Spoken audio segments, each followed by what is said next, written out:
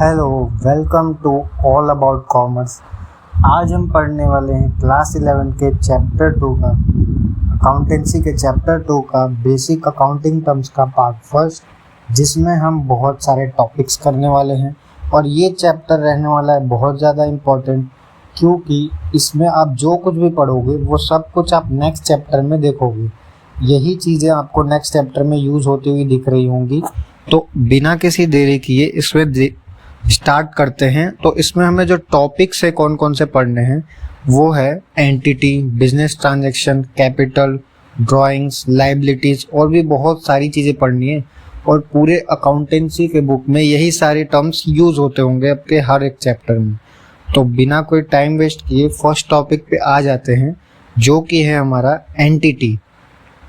तो यार एंटिटी क्या होती है? तो एंटिटी एक इकोनॉमिक यूनिट है जो बिजनेस भी हो सकता है और नॉन बिजनेस भी हो सकता है। अब इकोनॉमिक यूनिट किसे कहते हैं? कोई भी एक ऐसी यूनिट जो क्या करती हो, इकोनॉमिक एक्टिविटीज़ को करती हो। इकोनॉमिक एक्टिविटीज़ का मतलब कि कोई भी चीज़ें जिसमें मनी इन्वॉल्व हो, यानी कि हम कुछ ऐसा काम कर रहे हैं जिससे कि पैसा आ रहा है या फिर जा रहा है, तो जिसमें मनी का इन्वॉल्वमेंट होता है उसी को इकोनॉमिक एक्टिविटीज़ कहते हैं। और जो इकोनॉमिक यूनिट ये इकोनॉमिक एक्टिविटीज़ करती है उसे ही हम एंटिटी कहते हैं। अब ये बिजनेस भी हो सकता है और नॉन बिजनेस भी हो सकता है। बिजनेस का अगर हम देखें तो उसका एग्जांपल है जैसे कि रिलायंस इंडस्ट्रीज, बजाज ऑटो, मारुति, टिस्को, ये सब कुछ जो भी हमारी कंपनियों के नाम है एक एंटिटी है और ये इकोनॉमिक एक्टिविटीज़ को परफॉर्म करती हैं, इसीलिए इन्हें एंटिटी कहा जाता है। नॉन बिजनेस एंटिटी भी होती हैं जो कि और ये सब लॉ पे काम करते हैं, ठीक है। यानी कि गवर्नमेंट ने जो भी लॉ बनाया है उसको इन्हें फॉलो करना पड़ता है और गवर्नमेंट बहुत सारे लॉज इनके लिए बनाती है। अब जो नॉन बिजनेस एंटिटीज़ हैं वो भी क्या करती हैं, वो भी बिजनेस एक्टिविटीज़ ही होती है, लेकिन वो प्रॉफिट के लिए काम नहीं करती है। नॉट फॉर प्रॉफिट ऑर्गेनाइजेशन भी इन्हें कहते हैं, जैसे कि रोटरी क्लब, चैरिटेबल हॉस्पिटल्स। तो इसमें हम प्रॉफिट पे ध्यान नहीं देते, यहाँ पे सोसाइटी के वेलफेयर को देखा जाता है, सोसाइटी की नीड को पूरा किया जाता है सिर्फ। इसमें हम पैसे कमाना नहीं देखते, इसमें सिर्फ सोसाइटी की नीड को पूरा करते हैं। तो एंटिटी हमारी नॉन बिजनेस भी हो सकती है और बिजनेस एंटिटी भी हो सकती है। नेक्स्ट टॉपिक पे आते हैं। नेक्स्ट टॉपिक है बिजनेस ट्रांजैक्शन। तो बिजनेस ट्रांजैक्शन क्या होता है? तो बिजनेस ट्रांजैक्शन बहुत ईजी सी चीज़ है। बिजनेस ट्रांजैक्शन मतलब क्या होता है कि हम जब भी कोई चीज़ एक्सचेंज करते हैं मनी का गुड्स और सर्विस से, है ना, चाहे गुड्स हो या फिर सर्विसेज लेते हैं, तो उसमें जो हम पैसा दे रहे हैं तो वो एक ट्रांजैक्शन हुआ।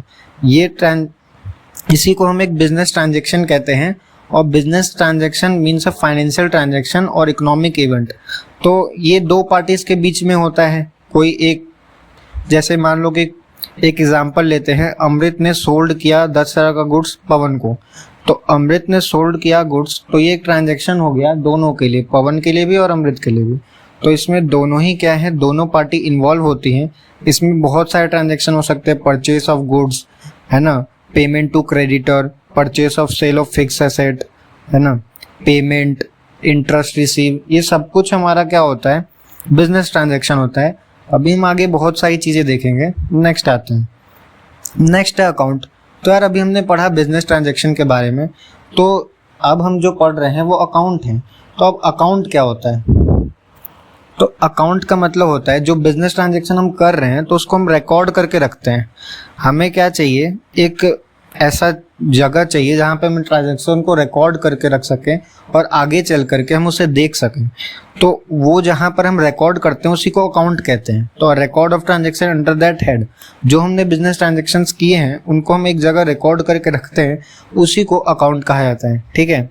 तो it is a record of transaction both cash and credit. अच्छा, इस अकाउंट में क्या होता है कि हम कैश से ट्रांजैक्शन कर रहे हैं या क्रेडिट पे कर रहे हैं, दोनों ही ट्रांजैक्शन रिकॉर्ड किए जाते हैं। क्रेडिट का मतलब कि उधार पे ट्रांजैक्शन करना, यानी कि कोई चीज़ खरीदना लेकिन उसके पैसे बाद में देना, तो क्रेडिट ट्रांजैक्शन भी होता है। और कैश यानी कि जब हम तुरंत पैसे दे देते हैं। एग्जाम्पल में परचेज, सैलरीज, टेलीफोन एक्सपेंस, इन सबको ना एक पर्टिकुलर हेड बना देते हैं एक्सपेंसेस का, उसके नीचे वो सारे एक्सपेंस लिख देते हैं, लाइबिलिटी। तो इसी को अकाउंट कहा जाता है। नेक्स्ट देखते हैं। नेक्स्ट है कैपिटल, जो कि बहुत ही ज़्यादा इम्पोर्टेंट है ये चीज़, कैपिटल को जानना। जब आप अकाउंटिंग के बारे में पढ़ रहे हो तो कैपिटल क्या होता है? क्लेम ऑफ द ओनर्स और प्रोप्राइटर इन द बिजनेस। तो जो ओनर खुद का जो पैसा लगाता है अपने बिजनेस में, उसी को कैपिटल कहा जाता है। कैपिटल को हम पूंजी भी कहते हैं। तो कैपिटल क्या होता है? ओनर का पैसा जो भी उसने बिजनेस में लगाया, चाहे स्टार्ट करते समय चाहे बिजनेस के बीच में पैसा लगाए, वो सब कुछ क्या होगा? कैपिटल कहलाएगा। और ओनर को प्रोप्राइटर भी कहा जाता है। ठीक है। अगर in case of company contribute of capital are many and they are known as shareholder. अब देखो, कंपनीज जो होती हैं, कंपनी में किसी एक का पैसा नहीं होता, उसमें बहुत सारे लोग पैसा लगाते हैं, तो उसे हम शेयर होल्डर्स कहते हैं। ये अभी आप नेक्स्ट बिजनेस स्टडीज में पढ़ोगे और डिटेल में। अब देखो, it is a liability of the firm to the proprietor और पार्टनर। ये बहुत ही ज्यादा इंपॉर्टेंट लाइन है, इसको अच्छे समझिएगा, ये आपके एग्जाम में पूछा जाएगा। तो जो कैपिटल होता है एक लायबिलिटी होती है। अब लायबिलिटी क्या होता है? अभी हम सिंपल लैंग्वेज में समझ लेते हैं कि हमारा कर्ज जो भी हमें पे करना है उसे लायबिलिटी कहा जाता है। और जो लायबिलिटी और कैपिटल भी हमारा एक लायबिलिटी है। अब आप सोचोगे कि कैपिटल लायबिलिटीज क्यों है? तो देखो, जो कैपिटल है, तो बिजनेस एंटिटी कॉन्सेप्ट एक होता है जिसकी वजह से कैपिटल को लायबिलिटी माना जाता है। बिजनेस एंटिटी कॉन्सेप्ट क्या है कि business is separate and distinct entity from its owner. यानी कि बिजनेस जो है वो उसके ओनर से सेपरेट होता है। बिजनेस एक खुद में एक आर्टिफिशियल पर्सन है जो क्या करता है? अपने मालिक को पैसा कमा कर देता है। तो बिजनेस के लिए जो कैपिटल ओनर ने लगाया वो बिजनेस के लिए एक लायबिलिटी है, उसको पे करना पड़ेगा, उस पे हमें इंटरेस्ट देगा वो बिजनेस हमें। तो इसीलिए ये जो है हमारा एक लायबिलिटी है कैपिटल। इसका सिंपल सा मतलब समझें तो जो हमारा कैपिटल होता है वो लायबिलिटीज इसलिए है क्योंकि कैपिटल बिजनेस के पॉइंट ऑफ व्यू से हमें देखना होता है। और बिजनेस के पॉइंट ऑफ व्यू से बिजनेस एक सेपरेट है ओनर से। तो बिजनेस को अगर हमने पैसा लगा कर दिया है तो बिजनेस को अर्न करके उसके ओनर या फिर मालिक को देना होगा। तो इसीलिए कैपिटल एक लायबिलिटी है। और कैपिटल का मतलब होता है जो भी हमने पैसा अपने बिजनेस में लगाया उसे ही कैपिटल कहते हैं। और कैपिटल का एक फॉर्मूला भी होता है, ये आपको अभी आगे काम आएगा, इसको आप याद कीजिएगा। कैपिटल इक्वल कैप कहाँ चल रहा है? तो कैपिटल का जो फॉर्मूला है, कैपिटल का फॉर्मूला होता है एसेट्स माइनस आउटसाइड लायबिलिटीज। अभी हम एसेट्स लायबिलिटीज को अच्छे से पढ़ेंगे, अपने कैपिटल पढ़ चुके हैं। नेक्स्ट आते हैं ड्राइंग्स। ड्राइंग्स बहुत ही इजी सा कॉन्सेप्ट है। ड्राइंग्स का मतलब होता है कि हम जब भी मालिक या फिर कोई पार्टनर अपने बिजनेस में से कोई भी चीज़ निकालता है, विड्रॉ करता है, जैसे कि कैश या कोई भी एसेट्स या फिर स्टॉक को विड्रॉ करा, तो उसे ड्राइंग कहा जाएगा पर्सनल यूज़ के लिए, है ना। बिजनेसमैन ओनर क्या करता है? अपने बिजनेस से कोई भी चीज़ पर्सनल यूज़ के लिए निकालता है तो उसे ड्राइंग्स कहा जाता है, सिंपल सा मतलब। ठीक है। लायबिलिटीज क्या होती हैं? अब इसको समझते हैं ध्यान से। तो claim of amount against the entity और एंटरप्राइज। तो देखो, जो भी हमारे बिजनेस है या एंटिटी है उसको जो भी चीज़ें पे करनी होती है, जैसे कि हमें कोई क्रेडिटर को पेमेंट करनी हो, है ना, या फिर हमें कोई लोन लिया उसकी पेमेंट करनी हो, तो जितनी भी हमें पेमेंट करनी होती है, जितने भी हमारे कर्ज है उसको जो चुकाना होता है उसी को लायबिलिटीज कहा जाता है। ठीक है। और लायबिलिटीज यही होती है कि हमें जो भी चीज़ें पेमेंट करनी होती है, ओनर को, बिजनेस को जो भी चीज़ें अपने पेमेंट करनी है तो उसे लायबिलिटीज़ कहेंगे। अब ऑपरेटिंग साइकिल को समझ लेते हैं। ऑपरेटिंग साइकिल अभी आगे काम भी आएगा आपको। तो ऑपरेटिंग साइकिल का मतलब होता है कि एक साइकिल होती है बिजनेस की कि इतने टाइम में हमें इस लायबिलिटीज़ को रिटर्न ऑफ करना है, यानी कि इतने टाइम में हमें इसको पे करना है। ठीक है। इतने टाइम में पे करके उसको कैश में बदल देंगे।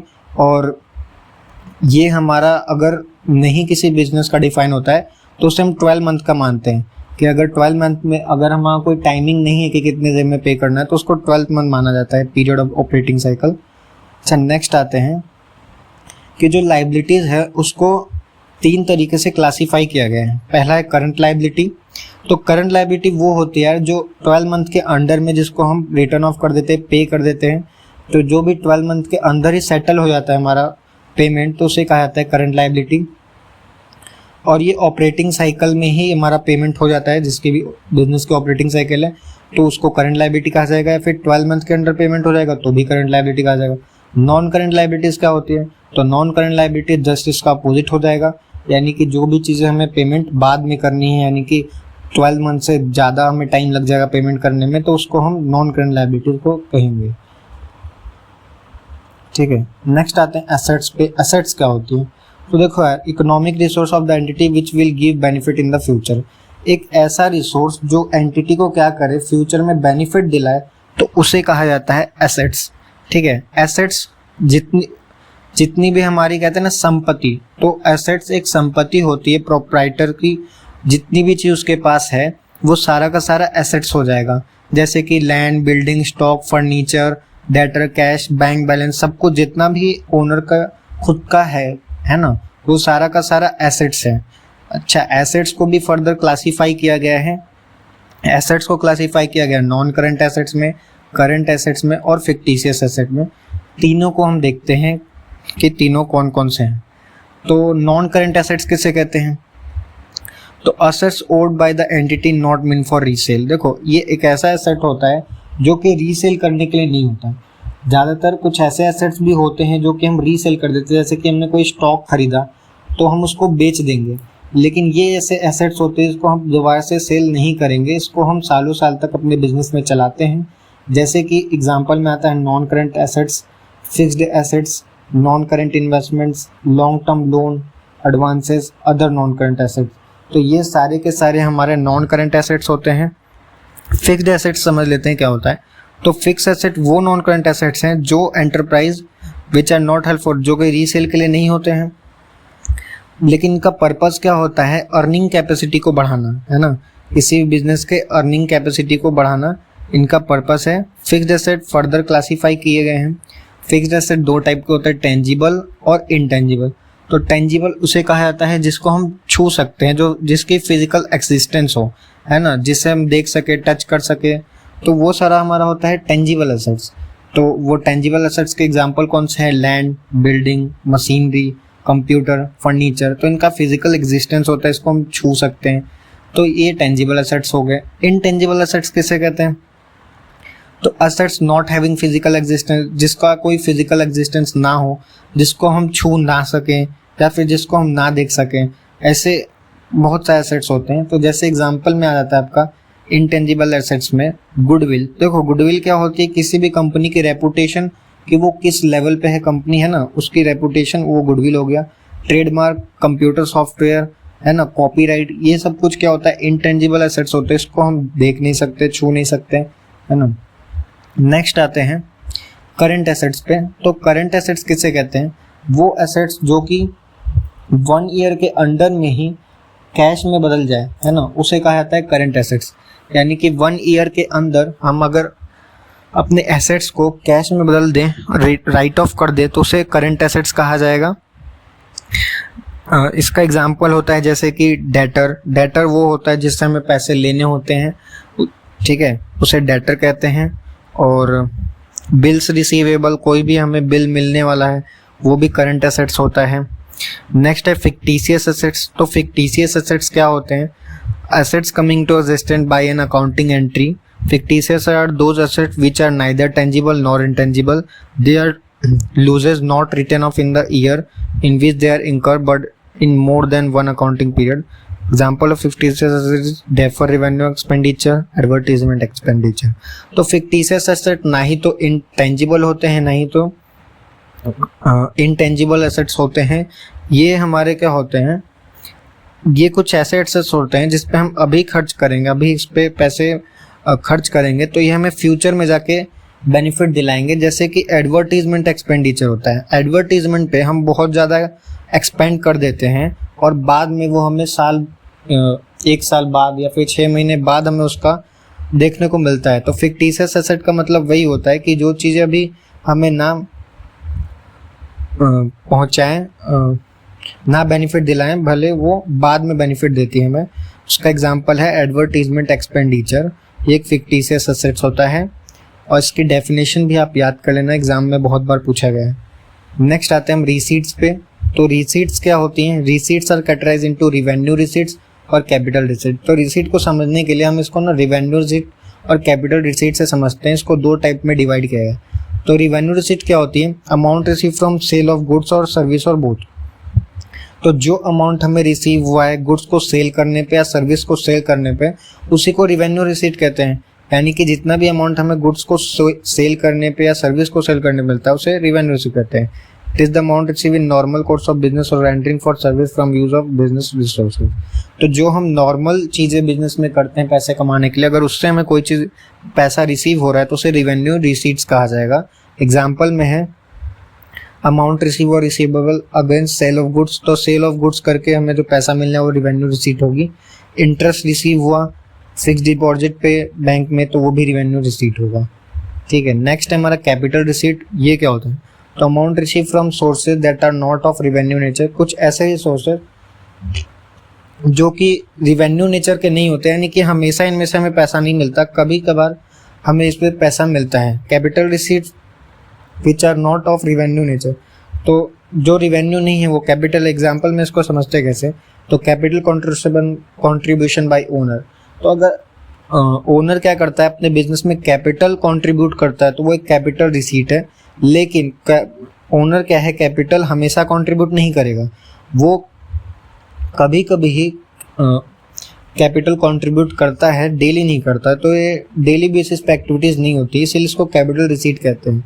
बिजनेस में जहाँ से भी पैसा आएगा वो रिसीट होता है, लेकिन अगर वो डेली के वर्किंग से आ रहा है तो उसे रिवेन्यू कहेंगे, और कोई जो डेली बेसिस पे एक्टिविटीज़ नहीं हो रही है उससे पैसे आएंगे तो उसे कैपिटल रिसीट कहेंगे।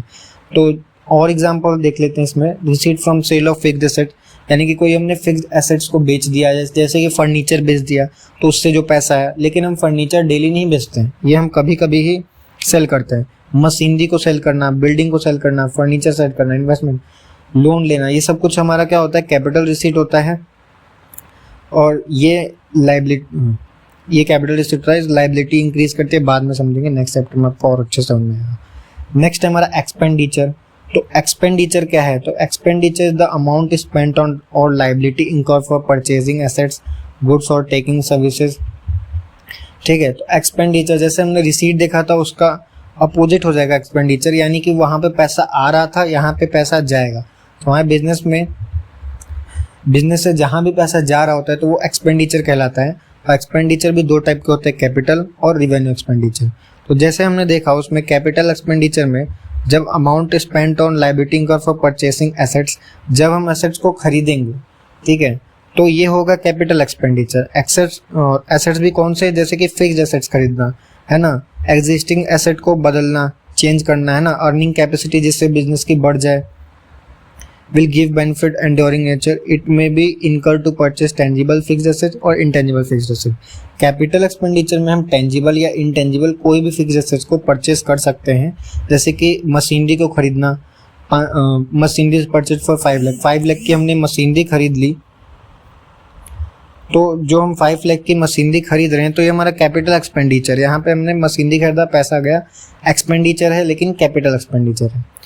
नेक्स्ट है हमारा revenue expenditure, just capital expenditure की तरह ही है, लेकिन इसमें हमें डेली एक्टिविटीज से जो पैसा जाता है, जैसे कि रॉ मटेरियल खरीदना, गुड्स को खरीदना, है ना, ये सब हो जाएगा रिवेन्यू एक्सपेंडिचर। एग्जाम्पल में गुड्स कॉस्टिंग 10,000 और सोल्ड 10,000। ठीक है, हमारा गुड्स था जो हम डेली बेचते हैं, अपने बिजनेस एक्टिविटीज में डेली का काम है वो हम बेच रहे हैं, तो वो हमारा रिवेन्यू एक्सपेंडिचर हो गया। सॉरी, खरीद रहे हैं, गुड्स को हम खरीदते हैं तो वो हमारा हो गया रिवेन्यू एक्सपेंडिचर। अनदर एग्जांपल है स्टाफ इज पेड सैलरी, अपने स्टाफ को सैलरी पे करना, तो स्टाफ को भी सैलरी हम हमेशा डेली एक टाइम बेसिस पर देते हैं, तो उसे भी हम क्या कहेंगे? रिवेन्यू एक्सपेंडिचर कहेंगे।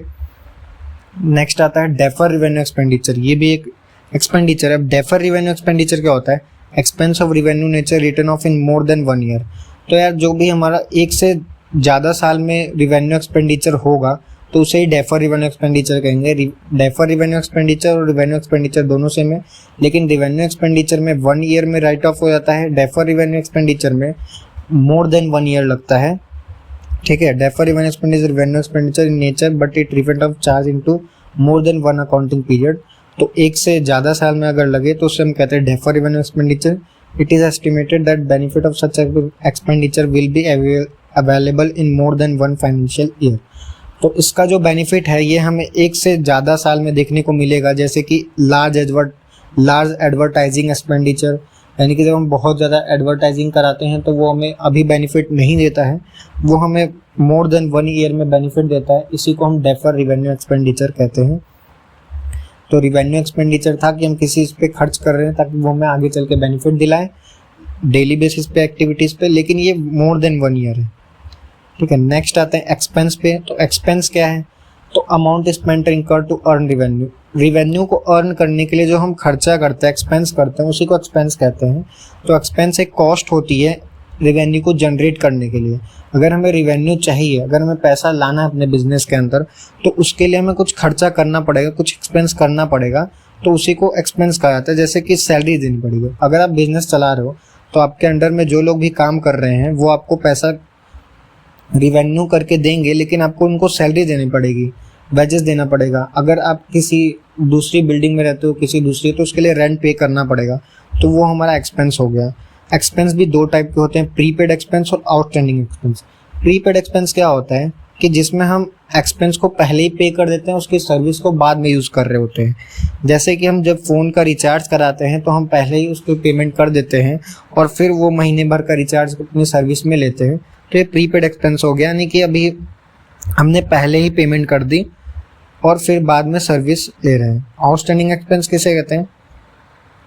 जिसमें हमारा एक्सपेंस हो चुका है और अभी तक हमने पे नहीं किया, यानी कि बकाया, यानी कि हमें पे करना था आज, जैसे कि हमें 30 तारीख को पे करना था और आज 2 तारीख हो गया, अभी तक हमने पे नहीं किया, तो वो आउटस्टैंडिंग एक्सपेंस हो जाएगा हमारे लिए। नेक्स्ट है रिवेन्यू।